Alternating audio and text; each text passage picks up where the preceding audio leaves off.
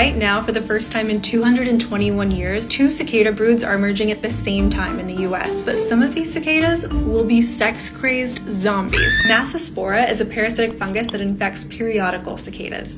It looks like a gumdrop that's been dropped in chalk dust. That's Dr. Matt Casson. I study zombie cicadas. So how does the fungus work? It basically fills that abdominal cavity, and then through pressure and enzymatic attack, it's able to slough off the back end. But even as fungal spores erupt out of their backside, cicadas are super active. It's chaos. They're flying everywhere. Imagine a close-up view as the cicada is propelling through the air, that spores would come raining down off it like flying salt shakers of death. Even though the infected cicadas don't have any genitalia, the fungus makes them hypersexual. They're spreading spores to the genitalia and abdomens of unsuspecting cicadas that they attempt to mate with. It's essentially the STD of the cicada world, but there's another fascinating twist. Infected males will not only try to mate with healthy females, but they'll pretend to be healthy females to mate with males. Dr. Casson and his team did chemical analyses of the fungal plugs and discovered a surprising compound. These plugs were loaded with an amphetamine called cathinone, part of the family of stimulants known as speed, which leads to an interesting hypothesis. If you think about ADHD and focus or appetite suppression, these are all useful attributes if you're trying to manipulate the host into just mating. So it provides a plausible explanation of why this behavioral modification is happening and why,